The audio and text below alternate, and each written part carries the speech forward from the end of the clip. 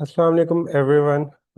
So here I am Dr. Sheriar and now I'm going to tell you how to prepare your FCPS in 60 days. 60 days are equivalent to 2 months. You are not going to prepare in USMLE और ये आप MRCP की तैयारी नहीं कर रहे कि you will take a lot of time. 60 days are enough if you haven't done anything yet. So सबसे पहले तो ये चीज़ आपको पता होनी चाहिए कि अगर आपने कुछ भी नहीं तैयार किया, अभी तक आपने बुक को हाथ भी नहीं लगाया, आपने एफसीपीएस देने का सोचा ही अभी है, आप लेट रजिस्ट्रेशन करवा सकते हो। अभी लेट रजिस्ट्रेशन की भी टाइमिंग अवेलेबल है।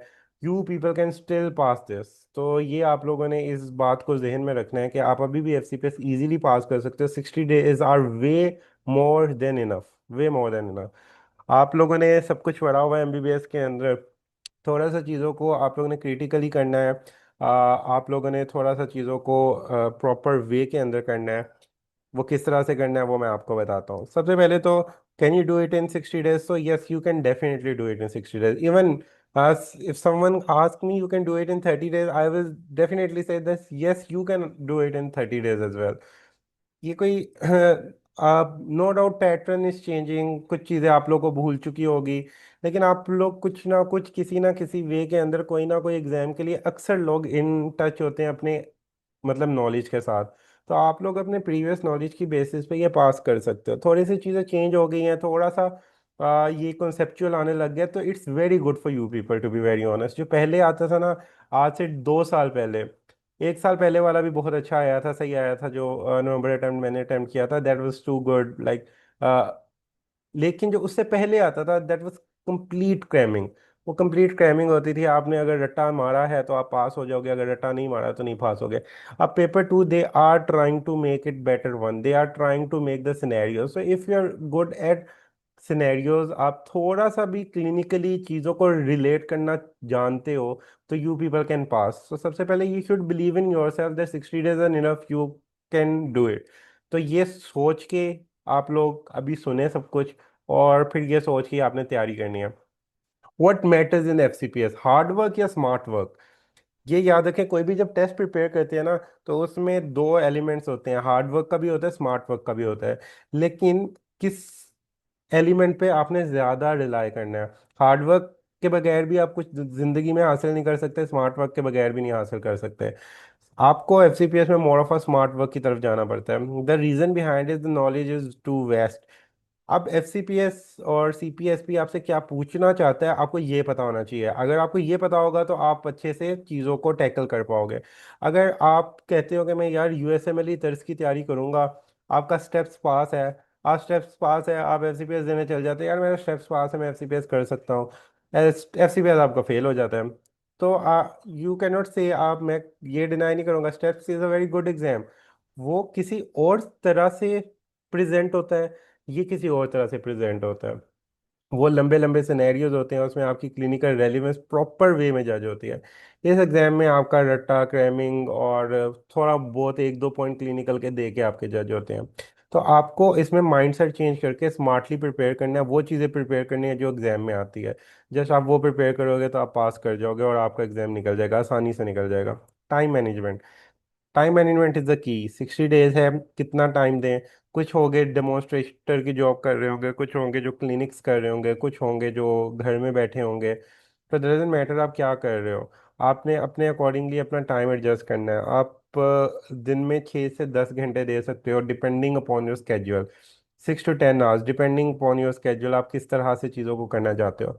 हर बंदे का डिफरेंट वे है। किसी को आप लोगों में से लेक्चर सुन के ज़्यादा अच्छा समझ आता होगा, किसी को चीज़ें पढ़ के ज़्यादा अच्छा समझ आता होगा। तो डोंट रिलाय कि यार इस बंदे की सब्सक्रिप्शन खरीद लूँ, उसकी सब्सक्रिप्शन खरीद लूँ, ये सब्सक्रिप्शन करूँ, लेक्चर सुनूं। अगर आपको लेक्चर नहीं सूट करते, डोंट टेक लेक्चर्स। आप अपना पढ़ें, खुद पढ़ें। आप लोगों को अपने नॉलेज पे बिलीव होना चाहिए। हाँ, अगर आपको लेक्चर सूट करते तो आप लेक्चर सुने। तो यानी आप लोगों ने पीयर प्रेशर में नहीं आना। This is the biggest thing in the MBBS और after MBBS, the thing of peer pressure. कि यार वो लेक्चर सुन रहा है तो मैं भी लेक्चर सुनूंगा तो मेरी तैयारी हो जाएगी। नहीं बच्चों, आप लोग को अगर लेक्चर के बगैर चीज़ें समझ आती हैं, आप लेक्चर के बगैर करो। आपने अगर अपनी बेसिक्स आपकी स्ट्रॉन्ग है, आपको लगता है आपको बुक पढ़नी है, आप बुक पढ़ो। लेकिन अगर हाँ आपको लगता है कि यार मुझे ये चीज़ लेक्चर के साथ समझ आती है, तो लेक्चर सुनो। यानी यू शुड डिसाइड कि आपको क्या समझ आता है, ना कि दूसरों को डिसाइड करने का मौका देना है कि नहीं तुम ये करोगे तो तुम पास होगे। नो, कोई इस तरह की चीज़ नहीं है। You can pass. To be very honest, I know some of my friends जिसने 10 या 12 दिन पढ़ा होगा और बमुश्किल, उसको भी नहीं था कि वो पास होगा, और गया उसने एग्जाम दिया और वो पास हो गया। उसकी रीज़न ये थी कि 5 साल अच्छा पढ़ा हुआ था। तो ये चीज़ बहुत मैटर करेगी कि आपने 5 साल कैसा पढ़ा हुआ है। आप लोग ने जो एक चीज़ मेहरबानी करके, जो मैं आप लोग को एक रिकमेंड करूंगा जो आप लोगों ने नहीं करनी, वो आप लोगों ने फेसबुक के, मुझे बताएं कि कितने लोगों ने फेसबुक के एफसीपीएस के ग्रुप्स ज्वाइन किए हुए हैं। जस्ट मुझे वैसे बताएं। और उसके बाद एक और क्वेश्चन पूछूंगा, उसका भी मुझे आंसर दे। कोई आप लोग ने फेसबुक में एफसीपीएस के ग्रुप्स ज्वाइन किए हुए हैं? Tell me. Try to be interactive चीज़ें, ताकि आप लोग, आपने ज्वाइन किए हुए हैं, मुझे बताएं वो देख के कितना डिप्रेशन होता है। जिसने ज्वाइन किया हुआ है, किसी को देख के डिप्रेशन होता है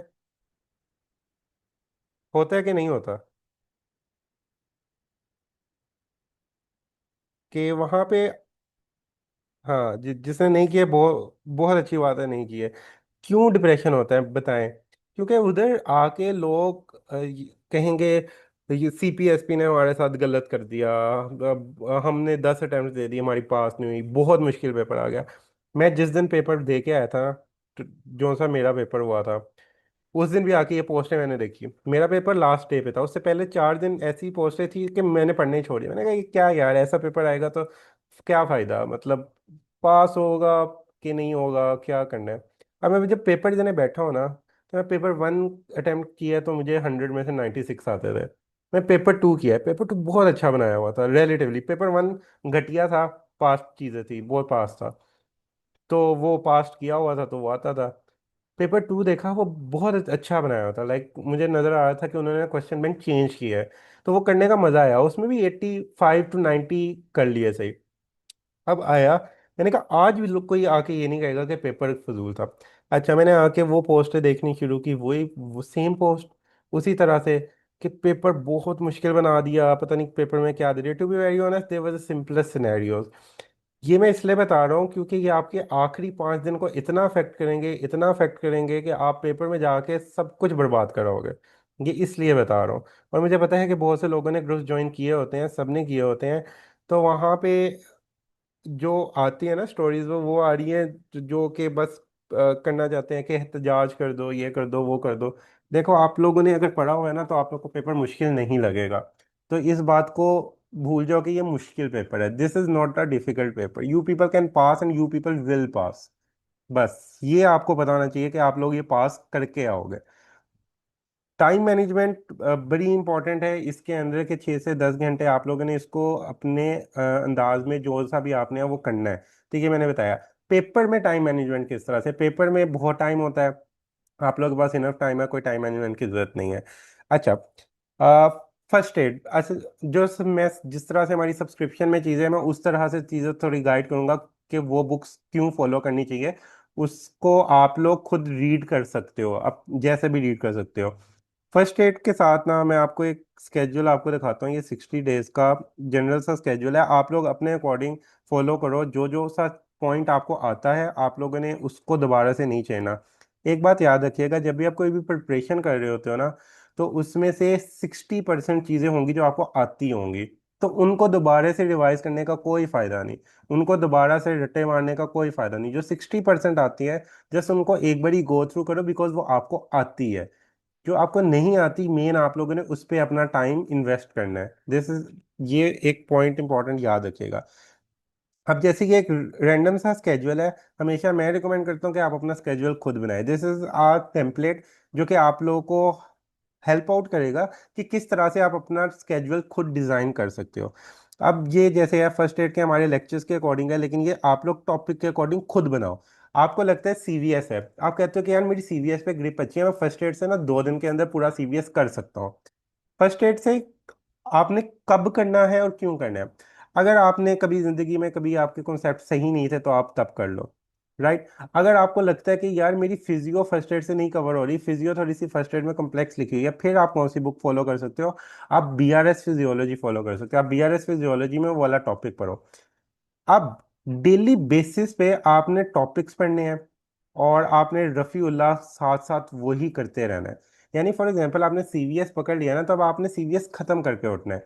उसके अंदर आपने अपना जो फर्स्ट एड या बीआरएस जहाँ से सीवीएस आप करना चाहते हो, आप उधर से सीवीएस करो।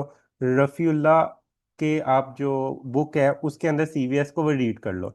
उसमें जब आप सीवीएस रीड करोगे आप देखोगे कि हाँ ये वाला कॉन्सेप्ट मेरा क्लियर है, ये क्लियर है, ये क्लियर है। जो सा टॉपिक आपको लगेगा कि यार ये मुझे नहीं समझ आ रहा, फॉर एग्जांपल कार्डियक साइकिल नहीं समझ आ रहा, अगर तो आपके पास सब्सक्रिप्शन है आप उधर से देख लो, नहीं है आप इंटरनेट पे जाओ, गूगल अब यूट्यूब खोलो, कार्डियक साइकिल लिखो, कार्डियक साइकिल की वीडियो देखो, अब आके रफील्ला के पॉइंट्स दोबारा पढ़ो कार्डियक साइकिल के, तब आपको वो समझ आ रहे होंगे। Try to make a compact schedule कि आप 40 डेज के अंदर उसको कवर करो ताकि बाकी रिवीजन के दिन बचे। तो सीवीएस आपने कहा कि मैंने 2 से 3 दिन के अंदर कवर करना है, अब आपने पूरा सीवीएस में अब उसमें कवर करना है। अब सीवीएस के अंदर आपकी फिजियोलॉजी भी आएगी, उसके अंदर आपकी पैथोलॉजी भी आएगी, उसके अंदर आपकी एम्ब्रियोलॉजी भी आएगी, उसके अंदर आपकी थोरैक्स वाली एनाटॉमी भी आ जाएगी। यानी जितना होलसम आप कवर कर सकते हो आपने वो कवर किया। साथ आपने एमसीक्यूज प्रैक्टिस साथ साथ डेली बेसिस पे करनी है। ये नहीं करना कि यार मैं पूरा रीजन करूंगा उसके बाद एमसीक्यूज की प्रैक्टिस करूंगा। एमसीक्यूज की प्रैक्टिस आपने किस तरह से करनी है, आपने उठानी है एसके सीरीज। ये है स्टार्टिंग के डेज में, अभी के दिनों में। एसके सीरीज उठाओ, एसके सीरीज में आपने कौन सी लेनी है, SK 10 से लेके SK 20 तक फिलहाल, SK 10 से लेके SK 19 तक कह लो। जो SK 20 और 21 है वो आपने आखिरी 20 दिनों के लिए बचा के रखनी है, SK 10 से SK 19 तक। डेली आपने ये कर लिया, अपना थ्योरेटिकल वाला पार्ट कर लिया, रात को आप बैठे SK 10 उठाई, उसमें से आपने 500 MCQs मार्क किए। अब हर बंदे का ना डिफरेंट तर्ज होता है। मैं 500 MCQs को ये आधे पौने घंटे में कर लेता था, पौने घंटे में मैक्सिमम, घंटे से ज़्यादा नहीं, मतलब 10 to 20 सेकेंड पर MCQ, 20 सेकेंड पर MCQ देता था, इससे ज़्यादा नहीं देता था। घंटा शायद मैं कम बता रहा हूँ, 2 घंटे होते होंगे, मुझे एग्जैक्ट याद नहीं आ रहा, 1.5 से 2 घंटे होंगे। लेकिन मैं 500 600 MCQs कर लेता था। आपने क्योंकि एमसीक्यूज किस तरह से करने हैं, आपने रीड करना है, आपको लगता है जो आंसर आपने लगा लेना है। फॉर एग्जांपल आपके पास टैब है, आपने उस पर टिक क्रॉस जैसे लगाने हैं लगा लें। आपके पास अगर बुक है उसके ऊपर जिस तरह से लगाने हैं वो आपकी मर्जी है। अब उसमें आपने देखना है सॉल्व करके आपके कितने एमसीक्यूज गलत हुए हैं। आपके 100 में से 60 सही होंगे, 40 गलत होंगे, 30 कभी गलत होंगे, कभी 25 गलत होंगे। आपने जोन से एमसीक्यूज गलत है ना उधर उसके पीछे क्रॉस लगा लेना है, और जो सा एमसीक्यूज आपको लग रहा है कि ये मुश्किल है उस पर आपने सर्कल लगा लेना है। अब ये वो एमसीक्यूज है जिसको आपने अगले दिन सुबह उठ के एक बारी बस नजर मारनी है, सिर्फ नजर मारनी है कि मेरे गलत कौन से हुए थे। जो रिपीटेडली आपके डेली आप 500 600 एमसीक्यूज करोगे, आप डेली बहुत से पॉइंट से गुजरोगे। अब आप एक पॉइंट सोच रहे होगे कि यार मैं सीवीएस की तैयारी कर रहा हूँ और मैं एसके से 400 500 MCQ सॉल्व करता हूँ जहाँ पे एमसीक्यूज बिल्कुल रैंडम है, तो मेरी प्रिपरेशन अलाइन कैसे होगी, ये आपके जहन में नेक्स्ट क्वेश्चन आएगा। तो यही सबसे इंपॉर्टेंट पॉइंट है आपकी प्रिपरेशन को स्ट्रॉन्ग करने का। आप एक रीजन तो कर रहे हो स्पेसिफिकली, वो आपने अपना रीजन करना है। सीवीएस आप कर रहे हो, जो एसके आप करोगे ना रैंडम एमसीक्यूज, आपके जो पेपर आएगा उसमें रैंडम एमसीक्यूज आने हैं। जब देखो आपने सीवीएस किया ना, अगर आप सिर्फ सीवीएस के स्पेसिफिकली एमसीक्यूज AA से सॉल्व करने लग जाओगे, आपका दिमाग को पता है कि भाई मैंने सीवीएस के अकॉर्डिंग सॉल्व करना है, वो कर लेगा। और आपको पता नहीं चलेगा कि आपके वीक पॉइंट्स क्या, आपके स्ट्रॉन्ग पॉइंट्स क्या है। इसके डेली करने का मकसद ये है कि आपको ऑटोमेटिकली पता चलता रहे कि आपके वीक पॉइंट्स क्या है और स्ट्रॉन्ग पॉइंट्स क्या है। आप सीवीएस लेट्स सपोज अपना पढ़ रहे हो, एसके में रैंडम एमसीक्यूज आता है, आपको लगता है कि यार एनाटॉमी के लोअर लिम्ब के एमसीक्यूज मेरा गलत हो ही जा रहे हैं, मेरे थोरैक्स के एमसीक्यूज गलत हो ही जा रहे हैं। जब आप उस रीजन पे पहुंचोगे ना तो आपको ऑलरेडी अपनी गलतियां पता होंगी कि यार ये मेरी गलतियां ज्यादा हो रही थी जब मैं एसके सॉल्व कर रहा था, तो मैं ये रीजन को अच्छा करूं। सही हो गया? This point make sense? अगर it's not making sense, try to do it, you will find this is going to be the most helpful point at the end of the day. ये आपको eight the and सबसे ज्यादा फायदा देगा कि आप daily SK solve कर रहे हो। आपने डेली का टाइम लगा लो कि मैंने रात के 10 बजे के बाद ना बुक नहीं खोलनी, मैंने सिर्फ एसके खोलनी है। अपने आईपैड या टैब के अंदर कर लो। मैं तो क्या करता था, जैसे ये एमसीक्यूज है ना, नीचे ऑप्शन उसका होता था, मैं ऐसे ऑप्शन को गायब कर देता था। सही हो गया? फिर जब एमसीक्यूज पढ़ता था, पढ़ के यहाँ पे मैं ऑप्शन को क्या करता था, रिमूव करता था, यहाँ से इरेजर से इरेज कर देता था लेट्स सपोज। जब इरेज करता था मुझे आंसर नजर आ जाता था, अगर वो गलत होता था तो मैं उधर क्रॉस मार देता था। जब मैं एक बारी एमसीक्यू सारे सॉल्व करता था, मैं अक्सर करता था 100 एमसीक्यू सॉल्व करता था, 100 के बाद एक बारी देख लेता था कि मैंने कौन कौन से गलत किया, उनको एक बारी दिमाग में बैठा लेता था, फिर मैं अगले 100 करता था। इस तरह से करके मैं 400 to 500 डेली कर लेता था। नेक्स्ट डे आके मैं नए एमसीक्यूज करता था। इस तरह से आपके इतने एमसीक्यूज प्रैक्टिस हो जाते हैं कि पेपर में जब बैठे होते हैं ना, तो जो रिपीट एमसीक्यूज है वो तो आपका कभी गलत नहीं होगा। अब जो लोग कहते हैं कि एमसीक्यूज रिपीट नहीं होते, वो क्यों कहते हैं? ये भी तो वजह होगी। एक बंदा है, वो कह रहा है कि यार एमसीक्यूज रिपीट हो रहे हैं, दूसरा बंदा वही पेपर में कह रहा है कि यार एमसीक्यूज रिपीट नहीं हो रहे। Why so much discrepancy in, मतलब दो बंदों की बातों में? उसने भी तैयारी की थी, उसने भी। उसकी रीजन है। उसकी रीजन ये है कि आप लोग, मुझे एक बात बताएं, खुद बताएं, मैं आप लोगों से पूछना चाहता हूँ, क्योंकि आप लोग वो गलतियां कर रहे हो कि नहीं, मैं ये बता देता हूँ। मुझे ये बताएं कि आप लोगों ने अगस्त अटेम्प्ट जिसने दिया, जिसने नहीं भी दी, आप लोग कौन सी एसके कर रहे हो? एसके 2021 सिर्फ कर रहे हो, एसके 19 to 21 कर रहे हो, कि पीछे वाली एसके भी कर रहे हो? Tell me. आप लोग अपना इनपुट दे, ताकि it's going to be helpful for me to tell कि किस तरह से आप चीज़ों को मोल्ड करो। देखो, SK 20 to 21, 2021 only, SK 20 all specialities. मुझे पता था सबके ये आंसर आएंगे। ओके। ऑल स्पेशलिटी कुछ 19 20 21 कर रहे हैं, राइट? अब देखो, अब कौन कहेगा आके कि यार ये तो सारी एमसीक्यूज रिपीटेड है, जिसने अपनी स्पेशलिटी की। फॉर एग्जांपल आपकी मेडिसिन अलाइड है, अपनी स्पेशलिटी की SK 10 से लेके SK 19 भी की होगी, और उसके बाद उसने SK 20 21 भी की होगी। वो आके कहेगा कि एमसीक्यू रिपीट हुए थे। जिसने सिर्फ SK 20 और 21 की होगी, वो कहेगा कि यार 40% 30% रिपीट हुए थे, क्योंकि भाई जो SK 20 और 21 है उसमें से तो इतनी रिपीट होंगे ना। जो बाकी पीछे सालों के हैं वो भी रिपीट होते हैं। तो अगर रिपीट खुदा ना खास्ता आप कहते हैं नहीं भी हो रहे, at least you will get the knowledge. मैंने सारी एसके की थी, तो मुझे तो पता है 96 आए थे उसमें से, 100 में से। तो that was too obvious for me. लेकिन जो पेपर 2 था उसमें मुझे पता है 100 में से 6 या 7 रिपीट हुए थे। बाकी जो सारे थे वो नए थे। तो अब थोड़ा सा पूल चेंज हो रहा है। तो अब जो पेपर 2 होगा उसमें सबसे ज्यादा हेल्प आउट SK 20 और 21 कर रही होगी। जो पेपर 1 है, अगर उन्होंने पेपर 1 का भी बिल्कुल पूल चेंज नहीं कर दिया एट द मोमेंट, तो उसमें आपको पिछली एसके भी हेल्प करेगी, राइट? तो एसके आपने एज अ टूल लेना है कि डेली बस फ्री टाइम में ऐसे ही सॉल्व कर लिया, थोड़ी सी ब्रेनस्टॉर्मिंग कर ली, राइट? ये बात थोड़ी सी आपको कुछ समझ आई कि किस तरह से की जाए? तो एसके को आपने इस तरह से एज अ टूल यूज करना है, as a just random MCQ solving tool, right? SK 20 और 21 को बचा के रखना है, ये आपने बचा के रखना है अपने पेपर से 15 20 दिन पहले, एंड पे वो करनी है, क्योंकि उसमें से सबसे ज्यादा प्रोबेबिलिटी होगी। इसलिए मैंने कहा कि वो एंड के लिए बचा के रखो। अब आपने सीवीएस है, फॉर एग्जांपल सीवीएस आपने कर लिया 2 3 दिन में। अच्छा, अब साथ ही एक क्वेश्चन जो आया, मैं क्वेश्चन की क्यूरी दूर कर दूं। अगर डबल ए सारी की जाए तो फिर अपनी स्पेशलिटी की एसके करने की जरूरत है कि नहीं? डबल ए टॉपिक स्पेसिफिक है। आपको पता है कि ये सीवीएस फिजियोलॉजी के एमसीक्यूज है, ये सीवीएस एनाटॉमी के एमसीक्यूज है, ये इसके एमसीक्यूज है, ये जनरल एनाटॉमी के एमसीक्यूज है, ये हिस्टोलॉजी के एमसीक्यूज है। आपका माइंड वो बन जाएगा कि यार ये तो जनरल एनाटॉमी के एमसीक्यूज है, आप उस तरह से सोचोगे।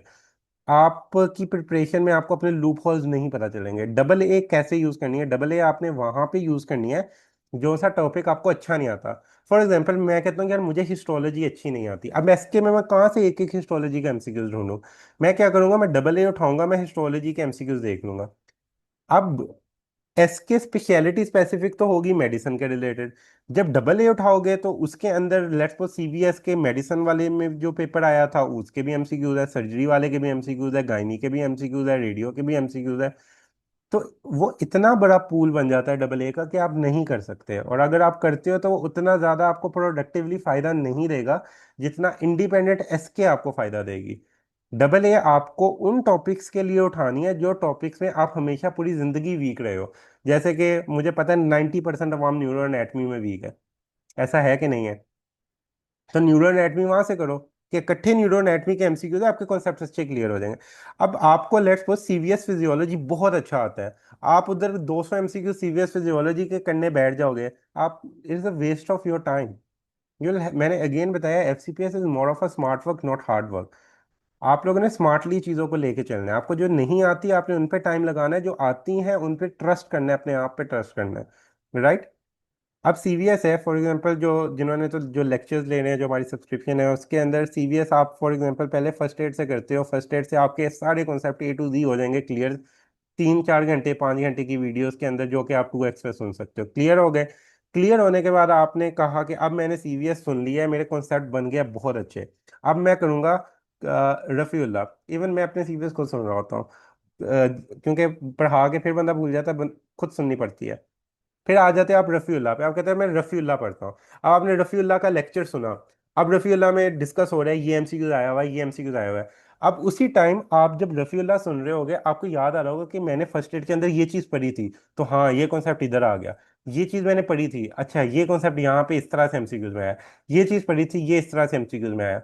यानी फर्स्ट एड जब इंटीग्रेट होती है रफ़ीउल्लाह के साथ आगे, तो it's going to be more beneficial. उसकी रीजन ये है कि अब आप ब्रेन स्ट्रॉमिंग, आपने जो थ्योरी पढ़ी है, अब आपको समझ आ रहा है कि ये अप्लाई किधर हुई थी। हम पूरी जिंदगी जब यूएचएस के अंदर, आप लोग खुद मुझे एक बात बताएं, जब यूएचएस में आप लोग सिर्फ थ्योरी पढ़ के जाते थे, तब आपके मार्क्स ज्यादा आते थे, या आप थ्योरी पढ़ के पास्ट एमसीक्यू सॉल्व करके जाते थे तब आपके मार्क्स ज्यादा आते थे? इस पे अपना ओपिनियन दे। क्या चीज आप सिर्फ थ्योरी पढ़ के मार्क्स ज्यादा आते थे, या थ्योरी प्लस पास्ट पेपर पढ़ के मार्क्स ज्यादा आए हैं हमेशा? टेल मी, अपने एक्सपीरियंसेस बताएं। पास्ट एमसीक्यूज प्लस थ्योरी, ऐसा ही होता था ना? क्योंकि हमारा माइंड थ्योरी बहुत एक्सटेंसिव होती है, हमारा माइंड थ्योरी पिक नहीं कर पाता सारी। आप फर्स्ट ईयर के जितने मर्जी अच्छे मैंने पढ़ा दिए वो लेक्चर, आप जब सुनोगे आपके माइंड को सारा याद नहीं रह सकता। जिसने स्टेप्स करना होगा वो उसके बाद जब यू वर्ल्ड करेगा तब उसको उसके कॉन्सेप्ट्स बिल्ट इन होंगे। आपने एफसीपीएस करना है तो आप उसको सुनने के बाद एफसीपीएस का पूल करोगे तो आपके कॉन्सेप्ट स्ट्रांग होंगे। क्योंकि पूछने का अंदाज डिफरेंट है, लेकिन डाटा तो वही रहेगा ना। कैनन वेव वही आनी है जेवीपी के अंदर।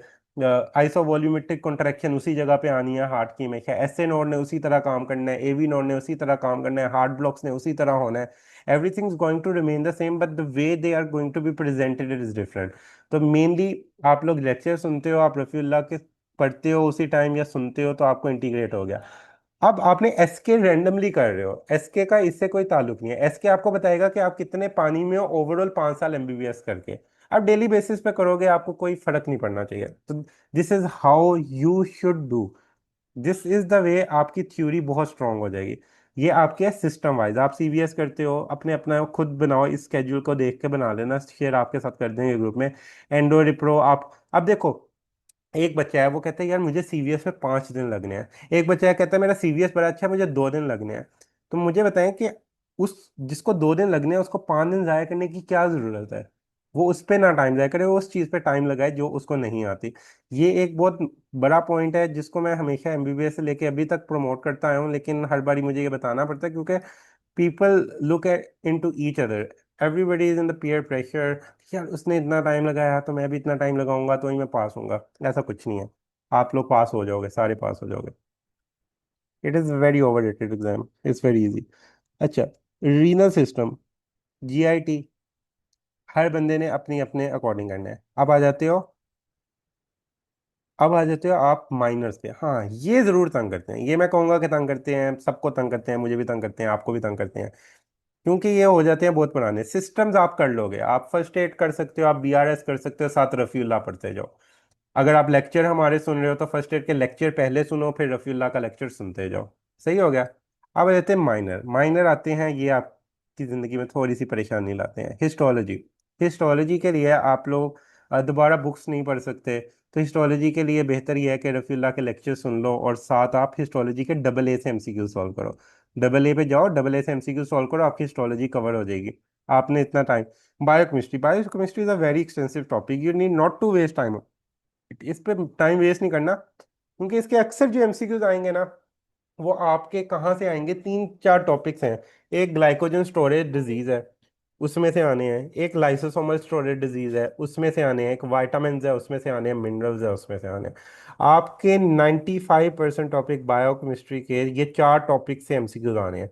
तो आपको glycogen storage disease first aid से आप कर सकते हो और साथ रफीउल्लाह से कर सकते हो। आप लाइसोसोमल स्टोरेज डिजीज कर सकते हो रफीउल्लाह से और वहाँ से। बायोकेमिस्ट्री में आप वाइटामिन्स कर सकते हो, vitamins are very important, and minerals आप कर सकते हो, जो इंपॉर्टेंट मिनरल्स है वो भी। इसी में से 90% टाइम्स आपके बायोकेमिस्ट्री के तीन चार एमसीक्यूज आ जाने, एक आध एमसीक्यूज ऊपर नीचे आ सकते हैं, इसके अलावा नहीं आएगा। फिर आते हैं एम्ब्रियोलॉजी। एम्ब्रियोलॉजी फर्स्ट एड जब करते हो उसमें थोड़ा थोड़ा पार्ट है, there that part is sufficient to be very honest. Besides this you have to do, अगर आपको मुश्किल लगती है डबल ए से एमसीक्यू सॉल्व करें। अब ये माइनर है जहाँ पे आपको सबसे ज़्यादा डबल ए ने काम आना है, क्योंकि अब हर माइनर में ना हर बंदा डिफरेंट है। कुछ को जनरल एनाटमी आसान लगती है, किसी को हिस्टोलॉजी आसान लगती है, मुश्किल है कि किसी को आसान लगती होगी, लेकिन लेट्स सपोज किसी को लगती हो हाइपोथेटिकल वर्ल्ड के अंदर। फिर जनरल पैथोलॉजी इज इजी। आप थोड़ा सा पैथोमा पढ़ सकते हो अपने कॉन्सेप्ट्स के लिए। बाकी रफ़ीउल्लाह के जो हमारे लेक्चर्स है उसमें तो माइनर वैसे ही कवर हो जाएगी। जो लेक्चर्स नहीं ले रहे, पुराने लेक्चर्स पे रिलाई करें, उनको मैं बता रहा हूँ वो पैथोमा से जनरल पैथोलॉजी कर सकते हो। माइक्रोबायोलॉजी के लिए जिंदगी में सबसे अच्छी बुक जो आप लोगों ने अगर की थी एमबीबीएस में, अगर गाइडलाइंस जो मैं आपको हमेशा देता था कि sketchy microbiology is one of the best book. If you remember that book going to help you throughout your life. To be very honest, microbiology आपको पूरी जिंदगी याद करवा देती है वो। आज तक वो पिक्चर्स मेरी आंखों के सामने घूमती है स्केची माइक्रो की, because they are true helpful. तो आप लोगों ने माइक्रोबायोलॉजी इस तरह से करनी है। अगेन इसमें भी डबल ए के एमसीक्यू सॉल्व कर सकते हैं। फार्माकोलॉजी, हाँ फार्माकोलॉजी आप लोग जब फर्स्ट एड करते हो तब भी आपकी कवर होती है। फार्माकोलॉजी इज इंपॉर्टेंट, अब इसमें से एमसीक्यूज आ भी रहे हैं। जनरल फार्मा से बहुत कोई खास एमसीक्यूज नहीं आते, मेनली स्पेशल फार्मा से ही आते हैं। अपर लिम लोअर लिम बहुत अच्छी लिखी हुई है फर्स्ट एड के अंदर। फर्स्ट एड से आपकी अपर लिम लोअर लिम कवर हो जाती है। उसके अलावा आपको एक है स्नेल्स, सॉरी स्नेल्स में कह दिया, 100 पॉइंट्स वाली बुक है, मुझे उसका नाम क्यों भूल गया, मुझे रिमाइंड करवाए नाम। ये बहुत शेल्फ नोट्स, शेल्फ नोट्स होंगे हाँ।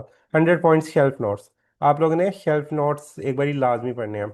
अब अपने शेल्फ नोट्स पढ़ोगे, आप एफसीपीएस की पेपर देखोगे ना, तो वो वाले पॉइंट्स बहुत ज़्यादा पूछे गए हुए हैं, क्योंकि वो बड़े अच्छे हाई यील्ड पॉइंट्स हैं और एनाटॉमी में हाई यील्ड पॉइंट्स आते हैं। अब देखो थोरैक्स में हमेशा एमसीक्यूज आता है कि एसोफेगस कौन से लेवल से गुजरती है, योटा कौन से लेवल से गुजरती है, आईवीसी कौन से लेवल से गुजरती है, जिस जिस डायफ्राम के पॉइंट से वो गुजरती है वहां पे उनके अलावा कौन कौन गुजरता है। तो देखो यही एमसीक्यूज हमेशा आते हैं। हार्ड कोर की बेस को कौन सप्लाई करता है, राइट कोरोनरी आर्टरी किधर सप्लाई करती है, एलएडी किधर सप्लाई करती है।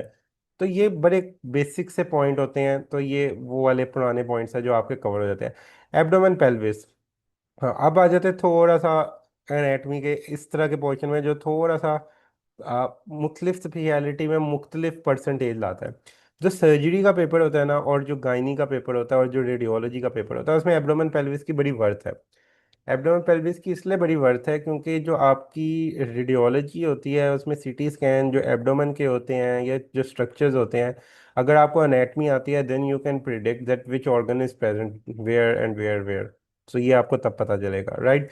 एंड इफ यू से कि आप लोग सर्जरी के हो, देन हर्नियाज, इनकार्सिनेटेड हर्नियाज और obstructive hernias, inguinal hernia, indirect hernia, direct hernia, तो ये हर्निया सारे एब्डोमेन पेल्विस के हैं। If you are in a gynaecological specialty then the MCQs related to the pelvis. Perineum हो गया, इशियल स्पाइन के अंदर कहाँ पे आपने एनेस्थीसिया देना है, एपिड्यूरल ब्लॉक हो गया। तो इस वजह से एब्डोमेन पेल्विस तीन स्पेशलिटी में बहुत ज़्यादा वर्थ रखता है, रेडियोलॉजी, सर्जरी और आपके पास तीसरी स्पेशलिटी गायनाकोलॉजी। ओके। अच्छा जो मेडिसिन वाले हैं ना, देखो जिस दिन किस्मत खराब होती है ना मेडिसिन की, उस दिन एनेटमी आ जाती है, बस ये याद रखना। जिस दिन जिसकी किस्मत खराब होगी ना उसके उस सेशन में एनेटमी आ जाएगी। मेडिसिन में भी एनेटमी आती है, लेकिन मोस्टली पेपर्स के अंदर कम आती है, लेकिन कोई एक आध पेपर ऐसा निकल आता है जिसमें एनेटमी ज़्यादा आ जाती है। तो एनेटमी सेफ साइड पे रहने के लिए बेसिक बेसिक तो करें। जैसे कि फर्स्ट एड के जब आप हमारे लेक्चर सुनते हैं आपकी अपर लिम लोअर लिम कवर हो जाएगी। अगर शेल्फ नोट देखते हो तो वो आपको मेजोरिटी कवर सात चीज़ें कर देंगी। एब्डोमेन पेल्विस है जिस पे थोड़ी मेहनत करनी पड़ती है। न्यूरो, मुझे तो न्यूरो सबसे अच्छी लगती थी, न्यूरो एनेटमी। उसमें भी मेहनत इतनी नहीं करनी पड़ती। क्रेनियल नर्व्स के रिलेटेड ज़्यादा चीज़ें आती हैं आपको। क्रेनियल नर्व्स अच्छी आनी चाहिए, हाइपोथैलेमस के फंक्शन आने चाहिए, थैलेमस के फंक्शन आने चाहिए, ट्रैक्ट्स के बारे में पता होना चाहिए, असेंडिंग ट्रैक्ट क्या है, डिसेंडिंग ट्रैक्ट क्या है, क्या क्या काम करते हैं। तो इट्स इनफ, आपके इन्हीं में से एमसीक्यूज आते हैं न्यूरो में भी। फिर थोड़ा सा पता होना चाहिए कि लोकलाइजेशन ऑफ लीजन्स कैसे हो रही है, राइट। तो ये छोटी मोटी चीज़ें होती है, that's going to help you. फिर आ जाते हैं एसके सीरीज। एसके सीरीज के आप लोग एसके सीरीज मैंने आपको करने का बता दिया किस तरह से तरीका है। बाकी अगेन जिनके पास हमारी सब्सक्रिप्शन है वो एसके लेक्चर सुन सकते हो। एसके लेक्चर्स के अंदर अगेन वही होता है, कुछ चीज़ें होती है जो जब ट्यूटर पर हारा होता है तो वो बता देता है कि यार ये ज़्यादा आती है, सही है। अब बेशक वो ज़्यादा ना भी आती हो ना, आपके जहन में वो बैठ जाएगी कि हाँ ये ज़्यादा आती है, आपका वो नॉलेज बहुत अच्छा कवर हो जाता है।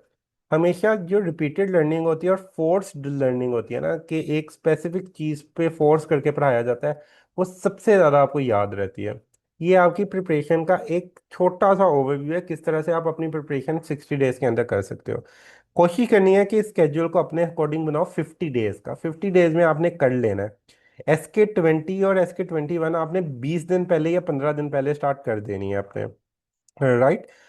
अब आ जाती है बात आखिरी हफ्ता किस तरह से यूटिलाइज करना है। That is the most important week, जो कि आपको सबसे ज़्यादा हेल्प आउट करेगा आपको SCPS पास कराने में। How you are going to utilise your last week. आपने जो लास्ट वीक है उसके अंदर अपने जो के एमसीक्यूज गलत होते थे उनको देखना है। उनमें से अब जोन जोन से तो कॉन्सेप्ट्स आपके क्लियर हो गए कि हाँ यार ये मेरा पहले गलत था, मुझे आता है, अब मुझे पता है कि इसका क्या आंसर है। उनको आपने कुछ नहीं करना, उनको रीड करते जाना है। लेकिन कुछ फैक्चुअल एमसीक्यूज होते हैं, कुछ रटाफाइड एमसीक्यूज होते हैं, वो आपको लगता है कि यार ये एमसीक्यूज ना मुझे फिर भूल जाना है, और मैं अब दोबारा तो बार बार तो रिवाइज नहीं कर सकता एसके। आपने एसके के वो एमसीक्यू जो आपके बारहा गलत हुए हैं, उन एमसीक्यूज को एक रजिस्टर में पॉइंट्स की फॉर्म में लिख लेना है। आपने उसको एक बारी पॉइंट्स की फॉर्म में लिख लेना है, राइट। एक बारी एक बारी एक बारी इस तरह से पॉइंट्स की फॉर्म में लिख देना, राइट। जब आप पॉइंट्स की फॉर्म में लिख देते हो ना, तो फिर उसके अंदर ये होता है कि आप जब एक बार लिख दी, आखिरी वीक के अंदर वो चीज़ें आपने लिखी जो आपको याद नहीं हो रही, जो आपको बहुत मुश्किल लग रही है, तो जब आपने एक एक बारी उन सबको लिख दिया तो it's going to be very beneficial for you. आपका वो एमसीक्यूज कभी गलत नहीं होगा, क्योंकि आपने वो लास्ट वीक के अंदर अपने हाथ से लिख दिया है। और आप उस रजिस्टर को जब रिवाइज करोगे तो you people can easily revise those point, and these are the points which actually irritates you every time. और वही आपने लिख के अपनी प्रिपरेशन कर ली। अब ये ना हो कि आपने सारी पॉइंट्स ही लिखने लग गए, ऐसा नहीं होता। आखिरी वीक में जब आपकी प्रिपरेशन आपको लगता है कि हाँ अब मेरी प्रिपरेशन काफ़ी हद तक हो गई है, तब आप एसके जब खोलोगे तो आपको जो मुश्किल लग रहा होगा आपको पता चल जाएगा। और बहुत से एमसीक्यूज ऐसे होंगे जो आपको आज अगर सॉल्व करोगे तो मुश्किल लग रहे थे या भूल रहे थे, एक हफ्ता पहले पेपर से देखोगे तो वो आपको आते होंगे, आप कहोगे कि यार ये तो मैंने पढ़ लिया है, right. This point is clear. आप मुझे बताएं कि एक आपको ओवरव्यू हो गया कि किस तरह से आपको प्रिपरेशन करनी चाहिए। फिर हम इंडिविजुअल क्यूरीज को भी देखते हैं। पहले ये बताएं कि is this point clear.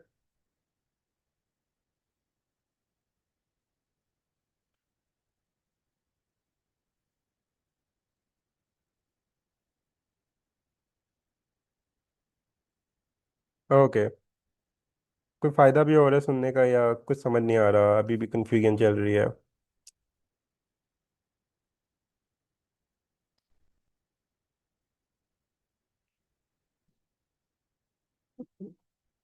Biochemistry के हाँ, जो बाकी एमसीक्यूज करें, जो पास्ट एमसीक्यूज आए हैं उनको रिपीट करें। बाकी ये 4 टॉपिक से ही एमसीक्यूज आते हैं ज़्यादा, जो मैंने आपको बताया। कोई एक का टॉपिक अगर मेरे जहन से मिस हो गया तो वो अलहदा बात है। लेकिन ये 4 टॉपिक्स है जिसमें से सबसे ज़्यादा एमसीक्यूज आते हैं। फार्मा की प्रिपरेशन कैसे करनी है, फर्स्ट एड के पीछे वाली चीज़ें करोगे तो हो जाएगी। अगर थर्ड ईयर में कैप्लान पढ़ी थी, आपको फर्स्ट एड नहीं समझ आ रही तो कैप्लान से प्रिपेयर कर लो, तो फार्मा की प्रिपरेशन हो जाएगी। और पास एमसीक्यूज एक बार देख लो। साइकेट्री का कंप्लीट मॉड्यूल नहीं करें। Psychiatry pharma is health important for all specialities anti, हाँ, जो स्पेशलिटी जैसे डॉक्टर समन बता रही हैं, एंटी साइकोटिक। साइकेट्री के अंदर ना एंटी साइकोटिक इंपॉर्टेंट है, वो आप लोगों ने लाजमी करनी है। एंटी साइकोटिक्स में से एमसीक्यूज आते हैं, उनके मैकेनिज्म ऑफ एक्शन, उसके एडवर्स इफेक्ट। अच्छा, फार्मा में याद रखिएगा सबसे इंपॉर्टेंट चीज़ उसके एडवर्स इफेक्ट्स होती है। Always remember one thing, pharma में सबसे ज़्यादा एमसीक्यू जो बनते हैं वो एडवर्स फैक्ट से बनते हैं। Like if you ask me कि अगर कोई क्वेश्चन पूल है उसमें 100 फार्मा के क्वेश्चन है तो एडवर्स फैक्ट्स के कितने क्वेश्चन होंगे, तो वो ऑलमोस्ट 70 होंगे।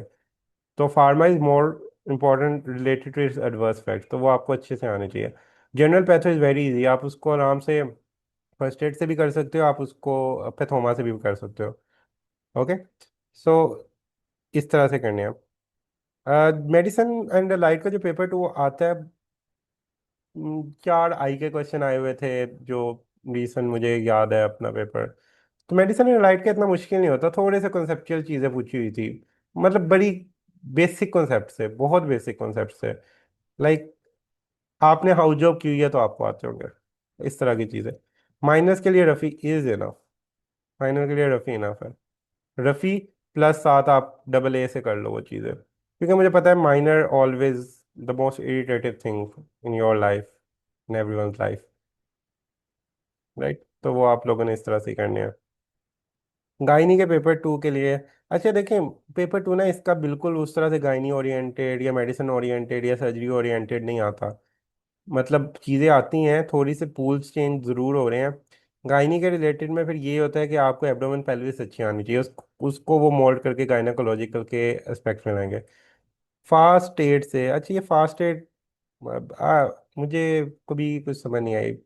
देखो, एक चीज़ है जो कि ऑथेंटिक है, जो कि फर्स्ट एड है, आई बिलीव कि उधर से चीज़ें करनी चाहिए। अगर आपको समझ आ रही है तो आप कर सकते हो, अगर आपको समझ आ रही है तो आप कर सकते हो। देखो याद रखने, मैं जो मर्जी कहूँ, मैं जो मर्जी गाइड करूँ, लेकिन एट द एंड जो बुक आपको समझ आ रही है आपने वो करनी है।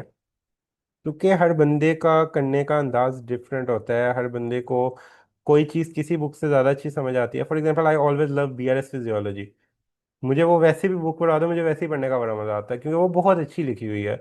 तो इस तरह से चीज़ें होती हैं कि आपको जो सी चीज़ पसंद है आप वहां से खुद करो, राइट। पैथोलॉजी का पेपर टू के लिए, अच्छा पैथो के लिए माइक्रोबायोलॉजी आपको अच्छी आनी चाहिए, जनरल पैथोलॉजी अच्छी आनी चाहिए, इम्यूनोलॉजी अच्छी आनी चाहिए, क्योंकि जनरल पैथो के अंदर ज़्यादातर वो कवर होता है, राइट। तो इस तरह से होता है। रेडियोलॉजी में स्पेशल पैथो से क्वेश्चन आते हैं ज़्यादा?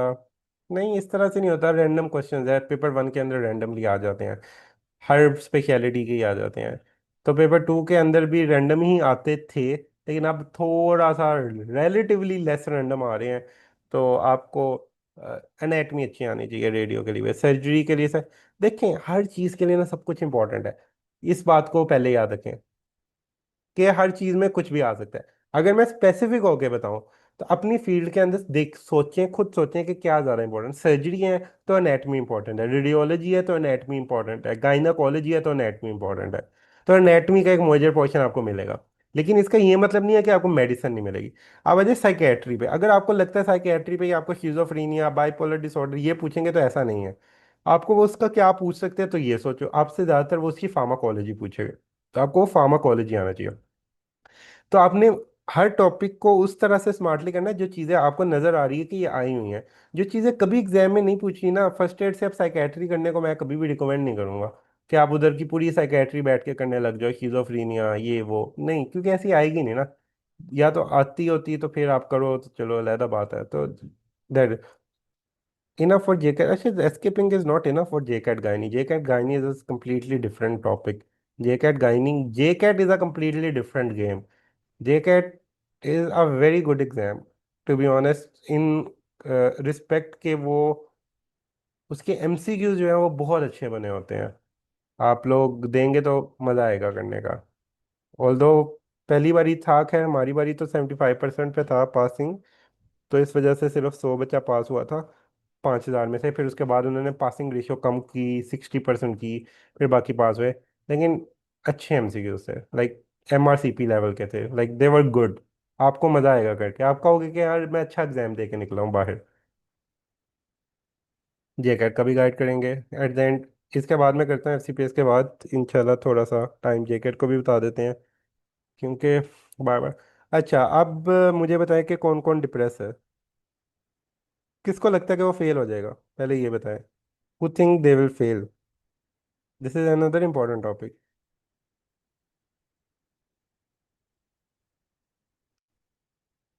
दिमाग में सब क्या आ रहा होगा? किस किस को लगता है वो पास हो जाएगा, चलो ये बता दें। हाँ, डर लगेगा, डर हर चीज का लगता है। टेंशन नहीं लेनी, डर डर is a common thing. Tension होगी, but it's not the end of the life. To be honest, it's not the end of the life.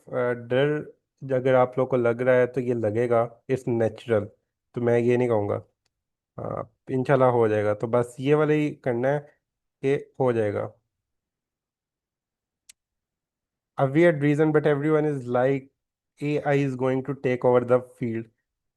भाई पाकिस्तान में ना एआई कोई किसी किसी फील्ड को कहीं पे भी नहीं करने लगी, कुछ भी नहीं करने लगी पाकिस्तान में। एआई आ ही ना जाए।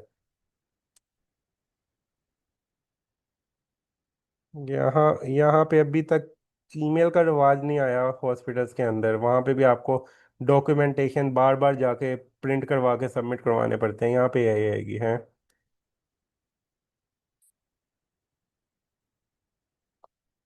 Okay, who will fail? किसका एफसीपीएस 2 फेल होगा? पार्ट 1, सॉरी, 2 तो सबका ही फेल होता है ऑलमोस्ट। बड़े लकी होते हैं जिनका पास हो रहा होता है एक एक पहली बारी में। लेकिन एफसीपीएस पार्ट 1 किसका फेल होगा? एफसीपीएस पार्ट 1 याद रखें, उसका फेल होगा जो कि ये 2 महीने में सिर्फ रेंट करेगा। उसका फेल होगा, ये बात याद रखना। जो 2 महीने बाकियों को देखेगा, जो 2 महीने ये सोचेगा कि मैं नहीं कर सकता, सिर्फ उसका फेल होगा। जिसने इन 2 महीने में पढ़ लिया, जिसने इस 2 महीने में दिल से प्रिपेयर कर लिया, उसका ये एफसीपीएस, आई गारंटी 95% बच्चों का वो एफसीपीएस क्लियर होगा अगर 2 महीने उन्होंने पढ़ लिया। ये मैं 60 डेज के बारे में आपको इतनी श्योरिटी के साथ कह सकता हूँ। जिसने एमबीबीएस में अपना नॉर्मल पढ़ा हुआ है, 2 महीने अब उसने लगाने हैं, दिल लगा के उसने पढ़ा, ये सोच के कहीं मैं पेपर पास करके आऊंगा, उसका पास होगा। लेकिन जिसने ये 2 महीने रेंट किए है, जिसने बाकियों को देखा यार ग्रुप के अंदर पोस्ट आ रही है कि किसी का पास नहीं होता, भाई उसका तो फेल है, लाजमी फेल है। तो ये याद रखना, बिकॉज ग्रुप ग्रुप सबको डिप्रेस कर देते हैं। ठीक है, CVS is important. Medicine is, systems are all important for every specialty. Systems are important for every specialty. Systems are important for every specialty, ये याद रखना। How to prepare CVS? देखिए, जो मैं सीवीएस का बताऊंगा, मैं तो कहूंगा कि फर्स्ट एड के हमारे लेक्चर सुनो, फिर उसके बाद रफ़ीउल्लाह देखो, और एसके सॉल्व करते जाओ, उसमें सीवीएस के जो एमसीक्यूज आएंगे वो आपकी प्रिपरेशन करवा दें। तो मेरा तो पैटर्न ऑफ प्रिपरेशन यही है। और अगर आपको फिजियोलॉजी फर्स्ट एड से नहीं अच्छी लग रही, तो आप बीआरएस से फिजियोलॉजी करो, पैथोमा से पैथोलॉजी करो, और फिर उसके बाद आप रफ़ीउल्लाह से वो चीज़ें करो। सिस्टम एक फर्स्ट एड को याद करनी होती है सिस्टम। मुझे ये आपका क्वेश्चन नहीं समझ आया। Neuro, neuro, escaping enough for gynae. Escaping करें, लेकिन SK 2021 लाजमी करें, SK 2021 कोई भी ना छोड़े। ये बात याद रखिएगा, वेरी इंपॉर्टेंट बुक।